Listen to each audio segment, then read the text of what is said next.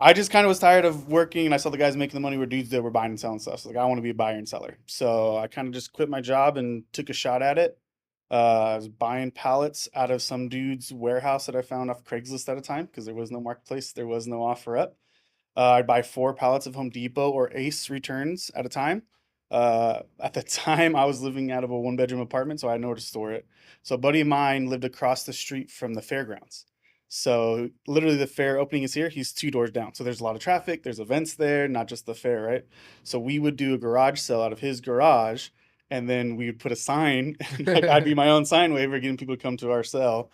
Sold on Craigslist. Like, man, I got a lot of this stuff is newer, such good quality. I need to get better money for it. So at first I started selling on eBay, which everyone was familiar with. And this was when Amazon was like, oh, I buy books on Amazon. No one really know what it was. It was not as ubiquitous as it is today. So discovered Amazon, realized I could sell on there, and dude, things were just selling like hotcakes. And you could sell used at the time, and you still can. So we're selling the used stuff on there, and I was like, dude, this that became like our fastest selling channel. So I was like, okay, this is where the money's at. It's a growing platform. People are gonna start buying online. I want to be a part of that.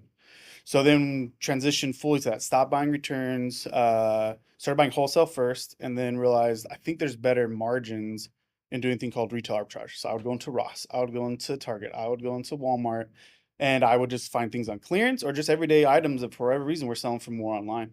Then we grew pretty quick. My family came with. I was like, "Oh, you guys all need to start your own business. This is all great." So we all had our own accounts, and then we're like, "Dude, why aren't we working separately? Let's work together." And then Gabe let me run out of the back of his warehouse at a time. It was literally a room probably half this size. And at the time, my bestseller was dog treats.